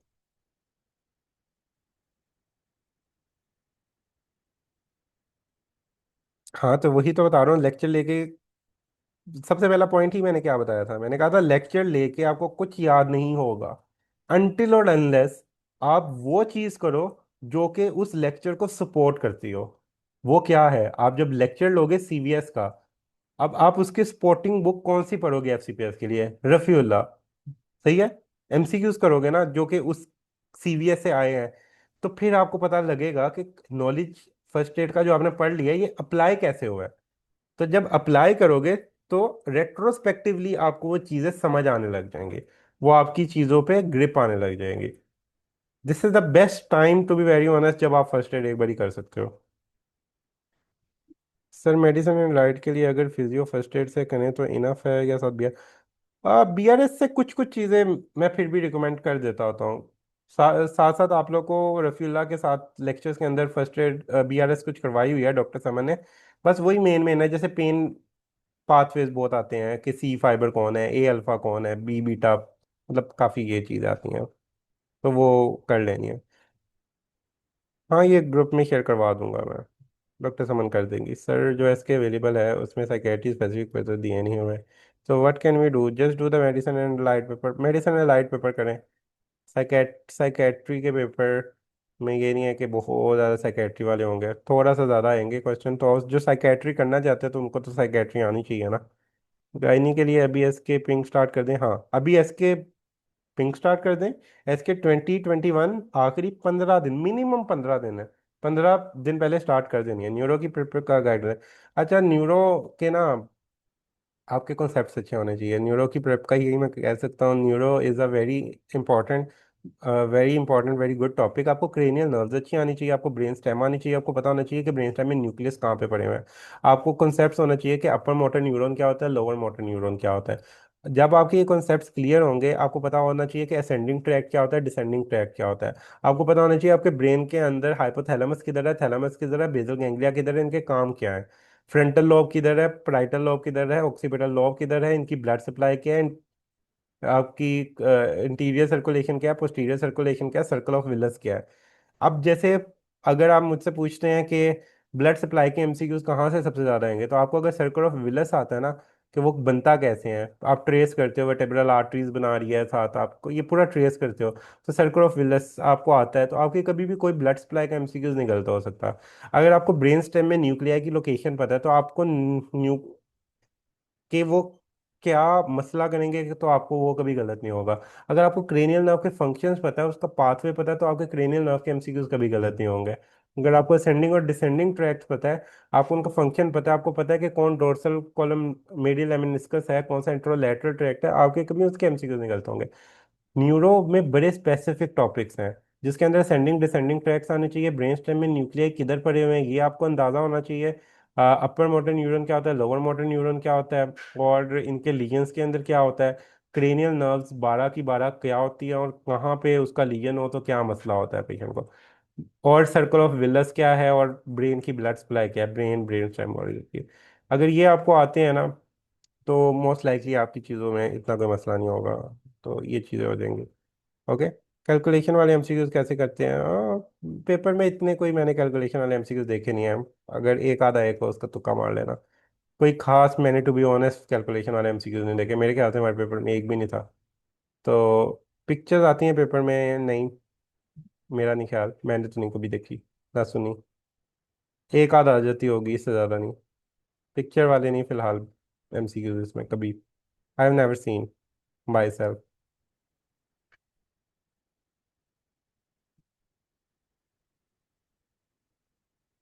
तो और किसी का कोई क्वेश्चन हो। अब आ जाते हैं जे कैट पे, थोड़ा सा जे कैट भी अब बता देते हैं आप लोग को, क्योंकि अब नहीं, कंप्यूटर पे पेपर देना बहुत आसान है। कंप्यूटर पे पेपर देना बहुत आसान है, आपका बबल फिल करने में टाइम जो वेस्ट होता है वो वेस्ट नहीं होगा। उधर ए बी सी डी में से फॉर एग्जांपल ऑप्शन ए, आपने ए पे क्लिक करना है तो वो ए पे निशान लग जाएगा, कर्सर से आपने उसको सबमिट करवा देना है, आराम से आप सुकून से कर सकते हो। क्या आप पहले बबल ढूंढो, बबल फिल करो, वो वाले सारे मसले मसाइल खत्म हो जाते हैं। अच्छा जी, बायोस्टैट एथिक्स आती है, नहीं बायोस्टैट, बायोस्टैट में केस कंट्रोल स्टडी क्या होती है, कोहॉर्ट स्टडी क्या होती है, क्रॉस सेक्शनल स्टडी क्या होती है, ओड रेशो क्या होती है, रिस्क रेशो क्या होती है, सेंसिटिविटी क्या है, स्पेसिफिसिटी क्या है, पॉजिटिव प्रिडिक्टिव वैल्यू क्या है, नेगेटिव प्रिडिक्टिव वैल्यू क्या है, पावर क्या है। ये 8 9 कॉन्सेप्ट्स हैं जो कि पूछे जाते हैं, राइट। तो these are the concepts which are actually asked there.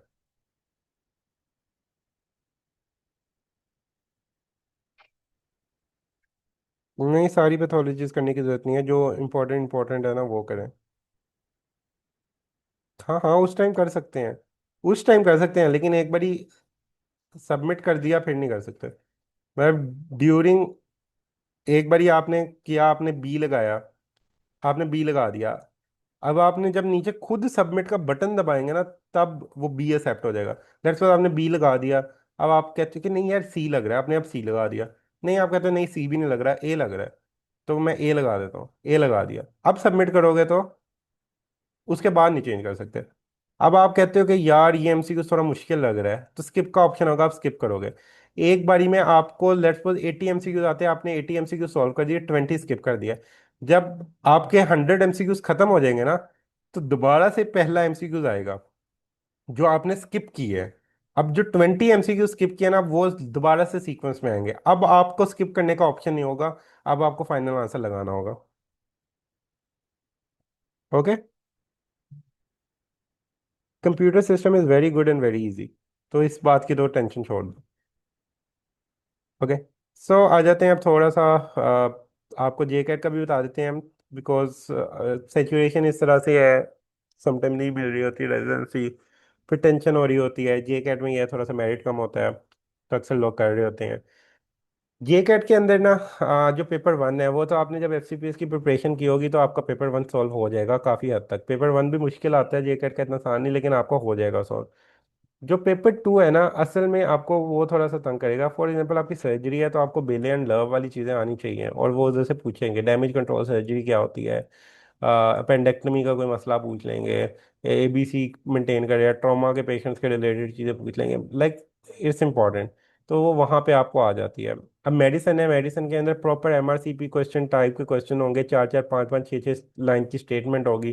Statement के अंदर उन्होंने प्रॉपर सिनेरियो पूछा होगा, देयर प्रीटी गुड सिनेरियोज, और बहुत अच्छे क्वेश्चन होते हैं। एनेस्थीसिया के अंदर आपके कैटामीन, प्रोपोफॉल, और ये वो सारी जो आईवी एनेस्थेटिक्स है, जो आपकी इनहेलेशनल एनेस्थेटिक्स है, जो आपकी डीपोलराइजिंग नॉन डीपोलराइजिंग एजेंट्स हैं, इस तरह के क्वेश्चंस आ रहे होते हैं काफ़ी ज़्यादा।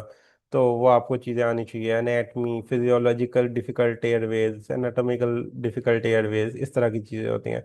तो एनेस्थीसिया स्पेसिफिक होती है। रेडियोलॉजी में उसके अंदर अल्ट्रासाउंड स्पेसिफिक होती है। डोनर साइन कहाँ गया, triple bubble sign, double bubble sign, investigation of choice in the case of the Meckel diverticulum और अपेंडिसाइटिस। मतलब इन्वेस्टिगेशन ऑफ चॉइसेस आ सकती हैं आपके पास, डिफरेंट साइंस आ सकते हैं in the case of radiology. Anatomical questions आ सकते हैं, तो वो उसमें आ जाते हैं। गायनी के अंदर आपकी जो 10 टीचर्स है, या आप इरफान मसूद कर सकते हो, आपको गायनी के रिलेटेड आनी चाहिए चीज़ें। उसके रिलेटेड जो जो से टॉपिक्स है, जो सारे टॉपिक्स होते हैं, पेल्विक फ्लोर किससे बना हुआ है, या फिब्रॉइड है तो उसकी क्या मैनेजमेंट है, एंडोमेट्रियोसिस है उसके अंदर क्या करोगे, यूट्राइन पैथोलॉजी है, कोई कैंसर है, इस तरह की चीज़ें, पीवी ब्लीड के साथ प्रेजेंट कर रही हैं, मिसकैरेज, अबॉर्शन, ये सारी चीज़ें तो ये उसमें आती है। तो यानी जे कैट में अगर मैं बड़ा सिंपल बताऊं, कि अगर आप लोग जे कैट कर रहे हैं, खासतौर पे जिन्होंने हमारी सब्सक्रिप्शन ली हुई है, तो जे कैट का पेपर वन तो आप लोग का इंशाल्लाह उसी में कवर हो जाएगा। जो पेपर टू है, उसमें हमारी सब्सक्रिप्शन सिर्फ मेडिसिन की अवेलेबल है। मेडिसिन की सब्सक्रिप्शन आप वो करोगे तो इंशाल्लाह आपका जे कैट में आपको बहुत कॉन्फिडेंस है, आप लोग काफ़ी हद तक जाओगे, क्योंकि आपका मेडिसिन का नॉलेज रिवाइज हो चुका होगा। अभी gynae, general surgery, radiology, anaesthesia, इनकी हमारी सब्सक्रिप्शन जे कैट पेपर टू की नहीं अवेलेबल। बहरहाल मेडिसिन की अवेलेबल है, तो वो you people can avail as well. Besides this, आप लोग बाकी सब्जेक्ट्स के लिए वही अपनी बुक्स उठाएं जो फाइनल ईयर के अंदर पढ़ी थी, फाइनल ईयर वाली बुक्स पढ़ेंगे तो इंशाल्लाह आप लोग कर सकते हो। तो जे कैट हो जाता है। पहले तो 75% वाला मैंने दिया हुआ है, 60% अब हो गया 60%, वेरी इजी टू गेट। तो 60% तो कुछ भी नहीं होता। 60% तो आप लोग अब आसानी से ले सकते हो। मुझे आप सब पे भरोसा है, कर लोगे। तो टेंशन नहीं लेनी, 60% बहुत इजीली आ जाते हैं। बस अपनी प्रिपरेशन करो, दिल लगा के प्रिपरेशन करो। और जो स्पेशलिटी स्पेसिफिक मैं वही आपको बताऊंगा। जो सर्जरी है, तो उसके लिए आप लोग उठाओ बेले एंड लव। एमआरसीएस का क्वेश्चन पूल हेल्प आउट आपको कर देगा। जो आपके पास एनेस्थीसिया है, उसमें इमरजेंसी मेडिसिन वाला पूल आपको हेल्प आउट कर देगा, और एनेस्थीसिया के रिलेटेड आप कुछ पूल हेल्प आउट करेगा। बाकी जो आपकी मेडिसिन है, उसमें एमआरसीपी रिलेटेड वाले क्वेश्चन आपको हेल्प आउट करेंगे। जो गायनी है, उसमें एमआरसीओजी वाले क्वेश्चन आपको हेल्प आउट करेंगे। यानी जो रॉयल कॉलेज के स्पेसिफिक एग्जाम्स है ना, ये सारे एग्जाम उस स्पेसिफिक पॉइंट को हेल्प आउट करेंगे। सर्जरी में एमआरसीएस, तो दीज आर थिंग जो आपको पता होनी चाहिए, कि अगर आप कोई कर रहे हो तो प्रैक्टिस, अगर आपने एमसीक्यूज की करनी है तो आप उन पूल्स के थ्रू प्रैक्टिस कर लो, तो it's going to be very beneficial for you. आपके कॉन्सेप्ट्स भी अच्छे हो जाएंगे, आपकी लर्निंग पॉइंट के लिहाज से भी वो अच्छा है। आपको नई चीज़ पता चलेगी, और वो आपको पेपर में भी हेल्प आउट करेगी। Right. So I hope J CAT के बारे में भी क्लियर हो गया।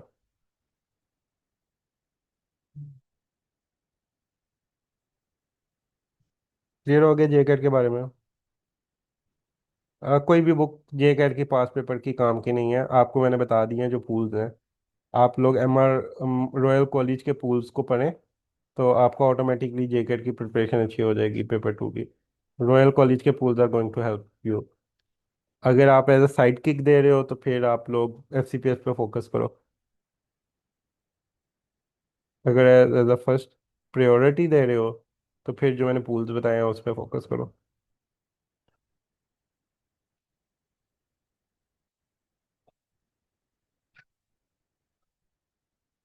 Any other question?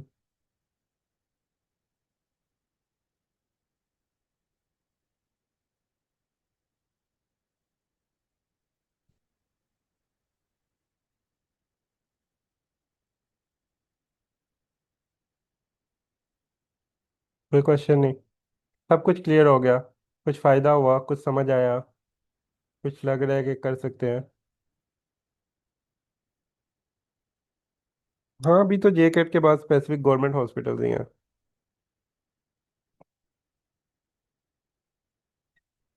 Everyone kindly comment that you get benefit out of it, you have learned something, you get some idea के how you people can prepare the things, किस तरह से आप इसके को यूटिलाइज कर सकते हो, किस तरह से आप लोग ये चीज़ों को कर सकते हो।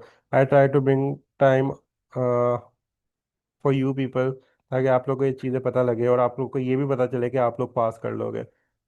ओके। सो तो बस ये याद रखना है, आप लोग पास कर लोगे। क्या हो जाएगा मैक्सिमम? क्या हो जाएगा? फेल हो जाओगे मैक्सिमम। इससे ज़्यादा तो कुछ नहीं होगा ना। एमबीबीएस है, डॉक्टर बन गए और पीएमडीसी का लाइसेंस है हाथ में। एक बार ही फेल हो जाएगा, दो बार ही हो जाएगा, खैर नहीं होगा, लेकिन मैक्सिमम ये होगा, इससे ज़्यादा कुछ नहीं होगा। So it doesn't matter at the and. Radio की स्पेसिफिक, अच्छा हाँ, रेडियो का ना जे कैट का स्पेसिफिक बुक नहीं है। आपके पास चैट जीपीटी है। आपको मैं चैट जीपीटी पे जाओ, जाके उसको कहो कि यार मुझे एब्डोमेन के रिलेटेड अल्ट्रासाउंड की फाइंडिंग्स बताओ, जो मेजर मेजर केसेस आते हैं पीट्स के अंदर, जो मेजर मेजर केसेस आते हैं उसमें आते हैं, तो वो बता देगा। तो वहां से कर लो। राइट। सो रेडियोलॉजी में ChatGPT is going to be very helpful. तो ये याद रखना। रेडियोलॉजी की जिसने देना है, चैट जीपीटी खोलो और वहां से जाके ये वाली चीज़ों का इस्तेमाल करो। उसको बताओ कि मुझे बताओ कि सीटी स्कैन किस किस कब कब गोल्ड स्टैंडर्ड इन्वेस्टिगेशन होती है। अच्छा, सीटी स्कैन का मुझे कोई अच्छा सा साइन बताओ। अच्छा, इंटरसेप्शन का पेशेंट आया है, मुझे बताओ कि अल्ट्रासाउंड में साइन क्या होता है, उसका क्या नाम होता है। अच्छा, आप बताओ मुझे कौन सी डिजीज के अंदर डबल बबल साइन होता है। अच्छा, बेरियम स्वेलो हम कब करवाते हैं। अच्छा, क्लेजिया के अंदर बेरियम स्वेलो के अंदर क्या आएगा। अच्छा, एसोफेजियल कैंसर के अंदर फिर हमें क्या मिलेगा। तो ये वाली चीज़ें आप उससे पूछोगे तो they will tell you a lot, and you people can easily do radiology, और पेपर में आपके वही सब कुछ आएगा। राइट। अब मेरे पास अभी टाइम नहीं था। इंशाल्लाह मैं फ्यूचर में काम करूँगा इस पे, तो रेडियोलॉजी का मैं बनाऊँगा, क्योंकि मेरे पास कि किस तरह से रेडियो का आ सकता है, वो अगर करोगे तो इंशाल्लाह हो जाएगा। फिर टोटल कितने दफ़ा एफसीपीएस की टाइम दे सकते हैं? जितनी दफ़ा आप देना चाहते हो, अनगिनत। एफसीपीएस में कोई रिस्ट्रिक्शन नहीं है। साल में कहते हैं कि 3 दफ़ा दे सकते हो साल के अंदर, लेकिन चौथी के लिए भी आप ईमेल कर दो तो वो कर देते हैं। दे नीड मनी, पैसे। नहीं, कहीं पे कोई अटेम्प्ट नहीं लिखी आती। जब आपका पास हो गया तो कंग्रेचुलेशन लेटर लिखा आता है, आपको कंग्रेचुलेशन लेटर भी दिखा देते हैं कैसा आता है। कोई भी चीज़ आप लोग, अच्छा, और आप मल्टीपल एफसीपीएस भी दे सकते हो। राइट, मतलब एक बार ही आपने कोई और दिया है, आपका दिल करता है कि मैं दूसरा भी दे के देखूं, तो आप दे सकते हो मल्टीपल एफसीपीएस। राइट। तो उसमें कोई हर्ज नहीं है अगर आप देना चाहते हो। उससे ये होता है कि आपके पास फील्ड ओपन हो जाती है समटाइम। फॉर एग्जांपल आपने कहा कि यार मैं मेडिसिन का भी दे देता हूँ, मैं पैथो का भी दे देता हूँ। जैसे इस तरह से आता है आपका, हम्म, इस तरह से आपका लेटर आता है कहीं पे भी, यहाँ पे आप लोग देख सकते हो कि वो they don't mention anything. Right. So nothing is mentioned. तो कुछ भी मेंशन नहीं होता, बस पास फेल हो गया मेंशन होता है। ये जो इतना बड़ा लिखा होता है तो पास के लिए लिखा होता है। मार्क्स पास में मेंशन नहीं होते, फेल के अंदर होते हैं। फेल के अंदर वो बताएंगे कि भाई आपने क्या कारकर्दगी दिखा के गए हो हमारे पास। तो वो फेल पे बताते हैं, पास पे they don't tell you about the marks, they only tell that you have done it. Paper के एंड पे पी नंबर ऑफ करेक्ट एमसीक्यू पता चलते हैं पेपर के एंड पे? नहीं, नहीं पता चलते हैं। वो आपको वही मैं बता रहा हूँ, पेपर में पास फेल पे आपको पता चलती है। पास पे नहीं पता चलते, फेल पे पता चलते हैं कि आपने कितने मार्क्स लिए। सर अटेम्प्ट लिखी आती है कि नहीं? अच्छा, एफसीपीएस में कोई अटेम्प्ट का सीन नहीं है। और बस जब आप एफसीपीएस हो जाओगे तो you people will be consultant, ये होता है बस। तो there are lot of things, अपने लिए ऑप्शंस ओपन रखें। और एक चीज़ के बाद अगर दूसरी स्विच भी कभी करनी पड़ती है, यू पीपल कैन। अगर एक स्पेशलिटी, क्योंकि हमारी क्लास के भी बहुत से बच्चे अप्लाई करते हैं डिफरेंट में, एक ने ईएनटी भी दिया, मेडिसिन भी दिया, तो डजेंट मैटर, आप दूसरा ज़रूर दे सकते हो।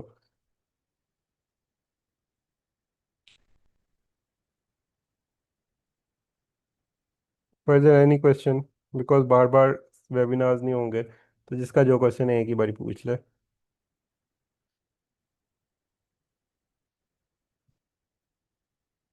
फिर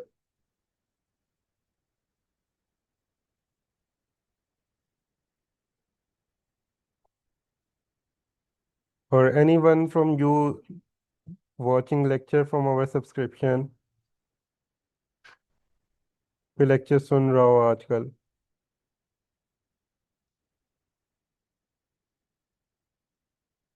कैसा लेक्चर से आप लोगों को कैसी समझ आ रही है? You people are finding it. देखें, हर टेस्ट को ना सिर्फ टेस्ट देख के ना समझा करें। टेस्ट को अपॉर्चुनिटी देखा करें, एज अ अपॉर्चुनिटी कि यार मैं कुछ सीखूंगा इस टेस्ट के बाद। इस टेस्ट के बाद मेरा नॉलेज बढ़ेगा। इसके बाद मुझे ये चीज़ आती होगी। बिकॉज एमबीबीएस एक फील्ड ऐसी है, इसमें बहुत नॉलेज मैटर करता है। ये आप लोगों को वक्त के साथ अंदाज़ा होगा कि कुछ वाकई जब आप लोग जिंदगी में खुद देखोगे, जब आपको चीजें आती होगी। ओके।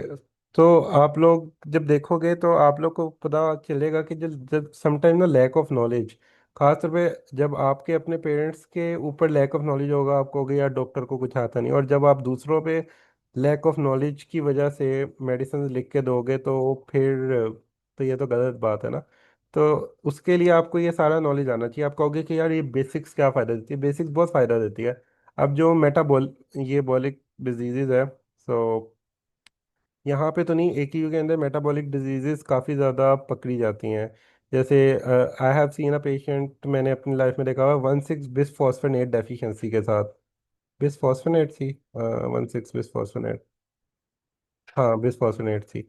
तो उसके साथ डेफिशिएंसी के साथ होता है, फ्रक्टोज का मेटाबॉलिज्म नहीं चल रहा होता, लैक्टेट बढ़ा होता है उस पेशेंट का। तो इस तरह की चीज़ें होती हैं। यानी जब आप चीज़ें कर रहे होते हो तो आप लोग प्रिडिक्ट कर तभी आप प्रिडिक्ट कर सकते हो कि हाँ यार इसको ये चीज़ हो सकती है। और थोड़ी मुश्किल होती है मेटाबॉलिक। पाकिस्तान में सिर्फ एक डॉक्टर बुशरा फरोज ही हैं। और बाकी मतलब इस तरह से चीज़ें मैं जस्ट बताना चाह रहा हूँ कि your eyes see what your mind know. अगर आपके दिमाग को चीज़ पता ही नहीं है तो आई आई बिलीव से तो मैटर ही नहीं करता। आप लोगों को अगर एक चीज़ पता ही नहीं है तो आप कैसे वो पिक करोगे या प्रिडिक्ट करोगे? और प्रैक्टिकली आपके पास पेशेंट आएगा रात के 3 बजे और क्या कहेगा, मेरा पाँव ठंडे पड़ रहे हैं। इस तरह के भी पेशेंट आपको देखने पड़ेंगे। अब आप कहोगे कि मैं क्या दूं इसको?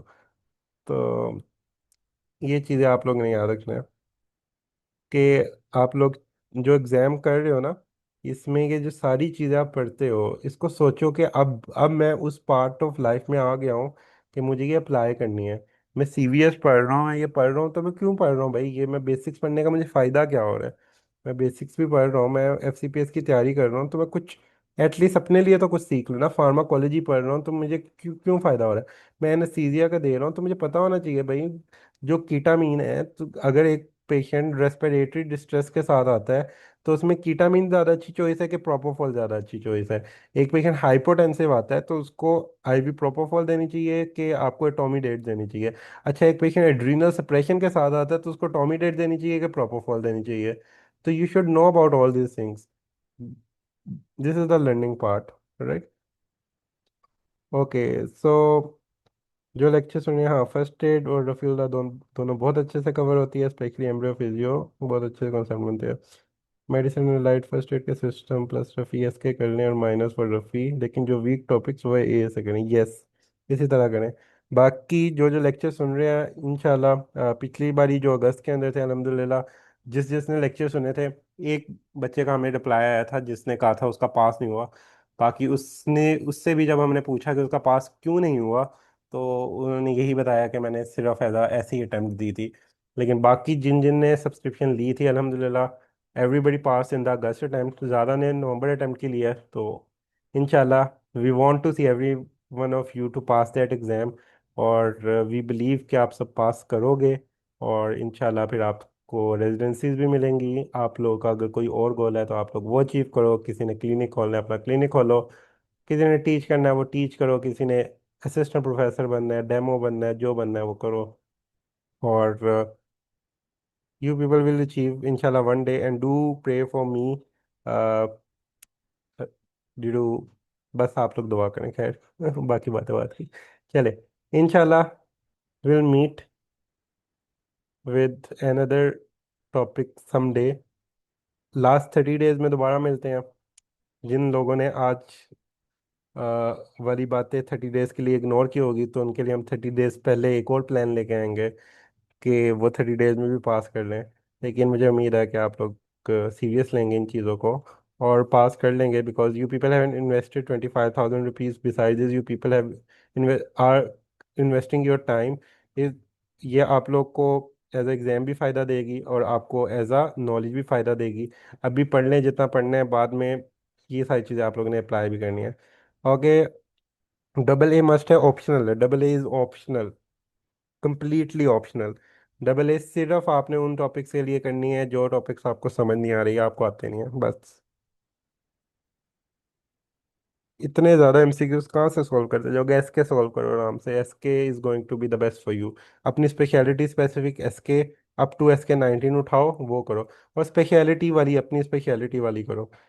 SK 20 और 21 में बेशक बाकी स्पेशलिटीज में भी थोड़ी सी झांक लेना, लेकिन पीछे वाली सिर्फ अपनी स्पेशलिटीज की करना। उसमें बाकी स्पेशलिटीज को देखने की जरूरत नहीं है। ओके, चलिए बच्चों, आई होप ये आप लोगों को फ़ायदा हुआ। इंशाल्लाह मीट समडे। अल्लाह हाफिज़, टेक केयर।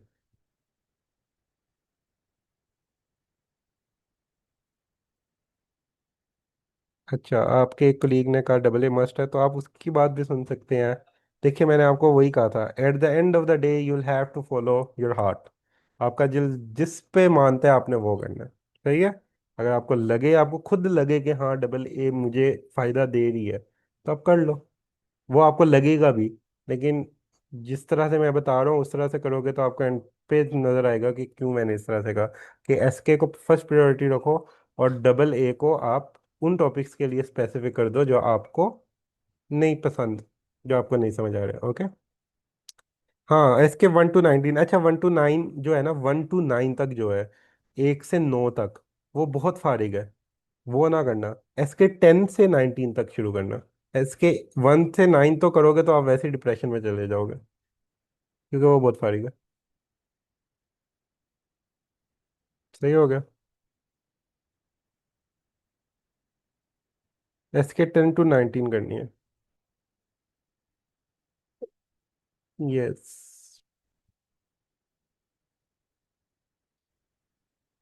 नहीं, 19 20 21 कर लें अगर तो इनफ है। तो फिर आप वो उन लोगों में होंगे जो पेपर से बाहर आके कहेंगे कि नहीं यार, पेपर पेपर नहीं रिपीट हुआ, बमुश्किल 10% रिपीट हुआ था या 20% हुआ था। ये मुझसे लिखवा लें, क्योंकि ये होता है, क्योंकि आई हैव विटनेस दिस। तो अगर करनी है तो डबल एक की जगह मैं बता रहा हूँ, डबल एक पे बहुत टाइम वेस्ट ना करना। उसको करो, लेकिन उस जगह के लिए जो आपके वीक पॉइंट्स है। मैं अगेन अगेन रिपीट कर रहा हूँ, क्योंकि वो वही एमसीक्यूज बहुत ज़्यादा बन जाएंगे जो वीक पॉइंट्स वाले हैं। आपको लगता है कि यार सीबीएस के मैं अपनी, अब एंड पे मेरी तैयारी बड़ी अच्छी हो गई है, मैं 20 30 सॉल्व करूँ, दरमियान से 20 30 उठा के कर लो। असेसमेंट के लिए double is for your assessment. जो एसके है वो आपकी रूटीन है, वो आपकी डेली रूटीन है, it's part of your routine, right.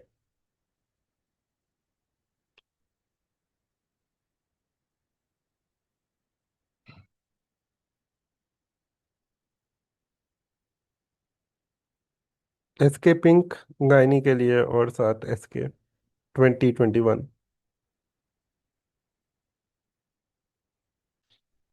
Chalo. Okay, everyone. So you people can contact on this number for any queries related to the subscription. Besides this, if you find any difficulty, any कोई website का मसला आता है, तो always email.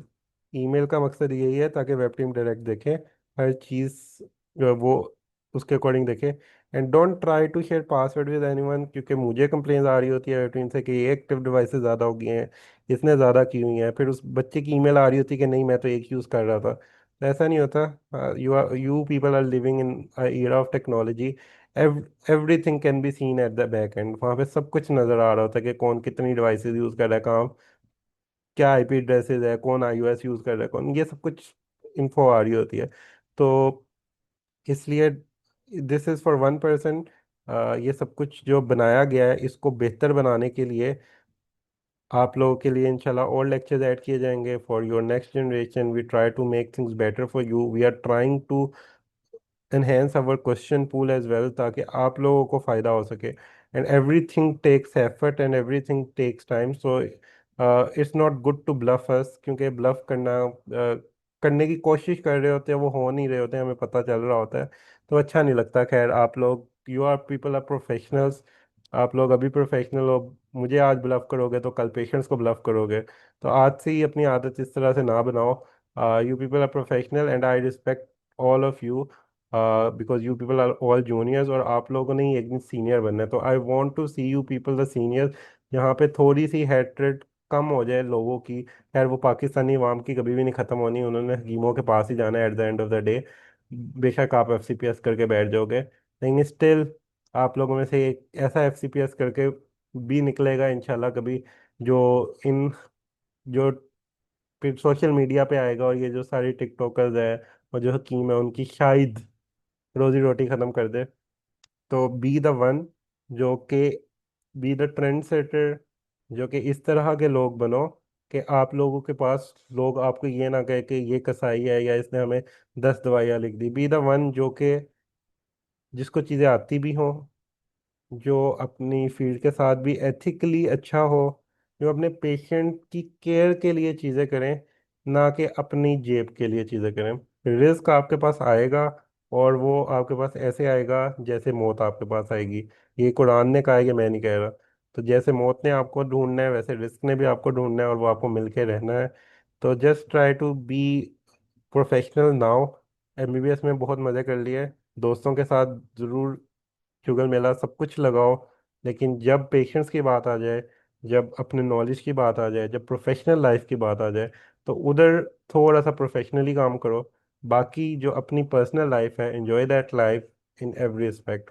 तो thank you very much. अल्लाह हाफिज़, take care.